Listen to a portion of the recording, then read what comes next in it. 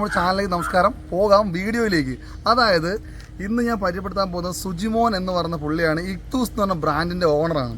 അത് പറയാനുള്ള കാരണം എന്ന് പറഞ്ഞാൽ ഏതാണ്ട് 1 ലക്ഷം രൂപ ശമ്പളമുള്ള ജോലി രാജിവെച്ചിട്ട് പുള്ളി ബിസിനസ്സിലേക്ക് ഇറങ്ങിയിരിക്കുന്നതാണ്. അപ്പോൾ നിങ്ങളുടെ ഈ വട്ടാണെന്നുള്ളൂ. പുള്ളിയുടെ ഭാര്യ ഡോക്ടറാണ്, അതുകൊണ്ട് വരുമാനത്തിന് കുഴപ്പമൊന്നുമില്ല. പക്ഷേ പുള്ളിയുടെ ഒരുപാട് നാളത്തെ സ്വപ്നമാണ് ഒരു ബിസിനസ് എന്ന് പറഞ്ഞ സംരംഭം. അതിനുവേണ്ടി പുള്ളി വന്നേക്കുന്നത് രാജഗിരി സ്കൂൾ ഓഫ് ബിസിനസ്സിൽ ഇവിടെ ഇമ്പോർട്ടും എക്സ്പോർട്ടും പഠിക്കാൻ വന്നതാണ്. ഞാനും അതിന് വന്നതാണ്. നമ്മുടെ കേന്ദ്ര സർക്കാരിൻ്റെ അല്ലെങ്കിൽ കേരള സർക്കാരിൻ്റെ കൂട്ടിക്കോളിൻ എന്താ MSME എന്ന് പറയുന്ന ഒരു പ്രോജക്റ്റിൻ്റെ പരിപാടി ഉണ്ടായിരുന്നു. അതിന് ഞാൻ വന്നതാണ്. അപ്പോൾ പുള്ളി നേരത്തെ അറിയാം, പക്ഷേ ഇതൊക്കെ ഉണ്ടാവുമെന്ന് ഇപ്പോഴേക്കും അറിയില്ല.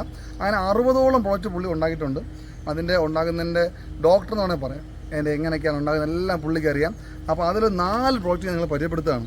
ഇത് വേറെ റേഞ്ച് സാധനമാണ്. വയറിനെ കംപ്ലൈൻ്റ് ഉള്ള ആൾക്കാർക്ക് കണ്ട ഈ സാധനം കുടിക്കാം, ഇതെല്ലാം കഴിക്കാം. പിള്ളേർക്ക് സ്കൂളിൽ പോകുന്ന പിള്ളേർക്ക് വേണ്ട ടിൻ ഫുഡുകൾ കാര്യങ്ങളൊക്കെ ഒന്നും മോശമല്ല, പ്രിസർവേറ്റീവ്സോ കാര്യങ്ങളോ ഒന്നുമില്ല.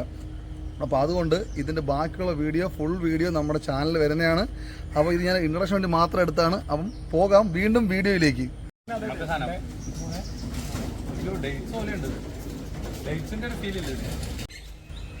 ഈ ആളാണ് സുജിമോൻ. ഇങ്ങനെ കയ്യിലുള്ള ഐറ്റം കേട്ട് നിങ്ങൾ ഞെട്ടരുത്. നമ്മുടെ നാട്ടിൽ എന്താ പറയുക, എനിക്ക് തന്നെ എന്തോ പറയാൻ പറ്റത്തില്ല. പുള്ളി തന്നെ പറയട്ടെ സംഭവം എന്നുള്ളത്. ഈ കൈ സംഭവം എന്താണ്? ഇതൊരു പ്രോബയോട്ടിക് ഡ്രിങ്ക് ആണ്, ജ്യൂസാണ്. നമ്മുടെ സാധാരണ ഒരു ജ്യൂസ്. ഞാൻ മൈക്ക് എടുത്തില്ല, അതുകൊണ്ട് ഒച്ച പറഞ്ഞു കേട്ടോ. സാധാരണ ജ്യൂസ് തന്നെയാണ്.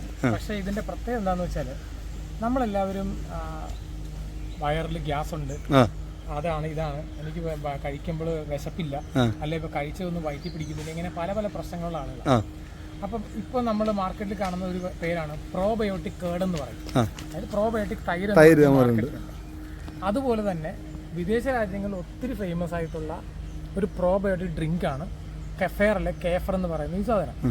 ഇതൊരു ജ്യൂസാണ്, എന്നാൽ ഇതിനകത്തൊരു ബാക്ടീരിയ ഉണ്ട്.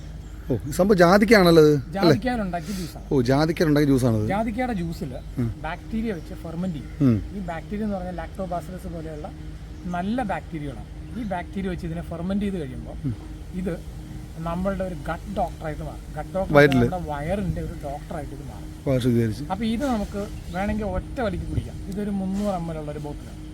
ഒറ്റ വലിക്ക് ഇത് കുടിച്ചത് എനർജി ഡ്രിങ്കാണ്. പക്ഷെ ആദ്യം കുടിക്കുന്ന സമയത്ത് വയറിലൊരു ഗുളുകളൊക്കെ കേൾക്കാം. അതെന്താന്ന് വെച്ചാൽ ഈ ബാക്ടീരിയ നമ്മുടെ വയറ്റിൽ ചെന്നൊരു ബാലൻസ് നടക്കുന്നതാണ്. നമ്മൾ പൊതുവെ കഴിക്കുന്ന ആന്റിബയോട്ടിക്കുകൾ, പ്രിസർവേറ്റീവ് ഓവറായിട്ട് ചേർത്ത ഭക്ഷണങ്ങൾ, സോഫ്റ്റ് ഡ്രിങ്കുകൾ, ബേക്കറി ഐറ്റംസ് അല്ല, സോഫ്റ്റ് ഡ്രിങ്കുകളിലൊക്കെയാണ് ഓവറായിട്ട് കെമിക്കൽസ് ഉള്ളത്. ഇതൊക്കെ കഴിക്കുമ്പോൾ നമ്മുടെ വയറ്റിലുള്ള നല്ല ബാക്ടീരിയകളുണ്ട്. നമ്മുടെ ശരീരത്തിന് ആരോഗ്യം നിലനിർത്താൻ സഹായിക്കുന്ന നല്ല ബാക്ടീരിയ. ഇടയ്ക്ക് കയറുവാണേ, പണ്ടൊന്നും ഇല്ലായിരുന്നല്ലോ, ഇപ്പം മാത്രം ഇങ്ങനത്തെ ബോട്ടിൽ വരുന്നത്. പണ്ട് നമ്മൾ ഈ സംഭവം ഇങ്ങനത്തെ കുടിച്ചിട്ടൊന്നുമില്ല. നമ്മൾ പണ്ട് സ്ഥിരമായിട്ട് പഴങ്കഞ്ഞി കഴിക്കുമായിരുന്നു. തൈര് എല്ലാവരും കഴിക്കുന്ന സ്വഭാവം ഉണ്ടായിരുന്നു. ഇതൊക്കെ പ്രോബയോട്ടിക് ആയിരുന്നു. ഈ ശീലങ്ങളൊന്നും നമ്മൾക്കില്ല. ഇപ്പോൾ നമ്മളെല്ലാവരും ഫാസ്റ്റ് ഫുഡിൻ്റെയും നമ്മൾക്ക് പെട്ടെന്ന് കഴിക്കാനും പറ്റുന്ന സാധനങ്ങൾ, ബ്രെഡും ജാം എന്നൊക്കെ പറഞ്ഞാൽ നമ്മൾ കഴിച്ചു പോകുന്നത്.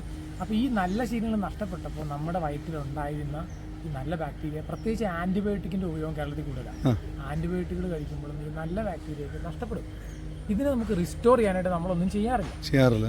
അതായത് വണ്ടി മെയിൻ്റെനൻസ് ഷോറൂം സർവീസ് ചെയ്യും, ഓയിൽ മാറും.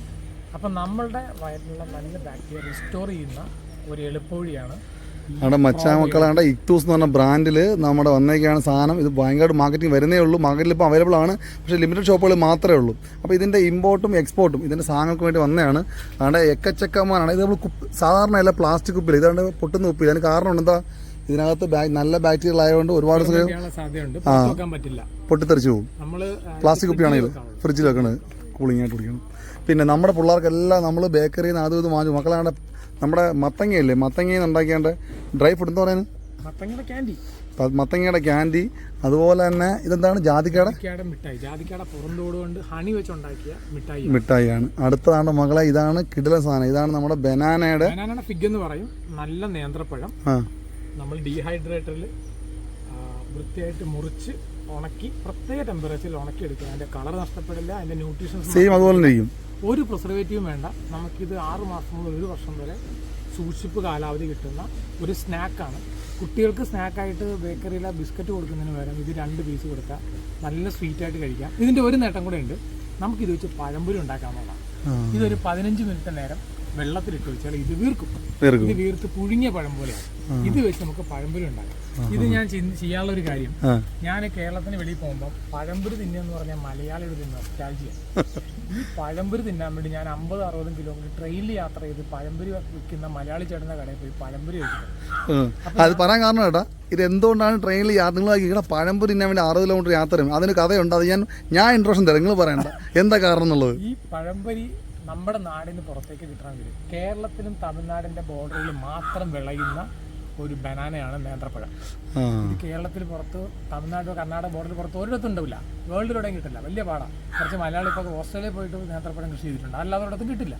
ഈ പഴം എങ്ങനെ നമ്മൾ മലയാളി ഉള്ള സ്ഥലത്ത് എത്തിക്കും? അതിനെ പഴമായിട്ട് എത്തിച്ച് അവിടെ ചെല്ലുമ്പോൾ ചീഞ്ഞ് നാശമായി പോകും, അല്ലെങ്കിൽ നമ്മൾ വിമാനത്തിൽ കയറ്റിയേക്കും. അപ്പോൾ ഒരു പഴത്തിന് സ്വർണത്തിൻ്റെ വിലയാവും. ഇങ്ങനെയാണെങ്കിലോ ഇതിന് നമ്മൾ ഡ്രൈ ചെയ്തിട്ടാണ് കൊണ്ടുപോകണമെങ്കിൽ അവിടെ ചെന്നിട്ട് അടച്ചു വെച്ചിട്ട് ഇഷ്ടമുള്ള സമയത്ത് അവർക്ക് ഈ ബനാന. മക്കളെ ഞാൻ ഫുള്ള് പറയാൻ വിടുന്നില്ല, 10-60 പ്രൊഡക്റ്റ് ഉണ്ട്. അതിന് ടോപ്പായിട്ടുള്ള 3-4 നമ്മൾ പരിചയപ്പെടുന്നത്. ബാക്കി ദിവസങ്ങളിൽ നമ്മുടെ യൂട്യൂബ് ചാനലിൽ വരും. ഇനി ഞാൻ ഇതിന് ഇൻട്രൊഡക്ഷൻ എടുക്കാൻ വേണ്ടി ഇപ്പോൾ ഫുള്ള് ആദ്യം എടുത്ത്, ഇനി ഞാൻ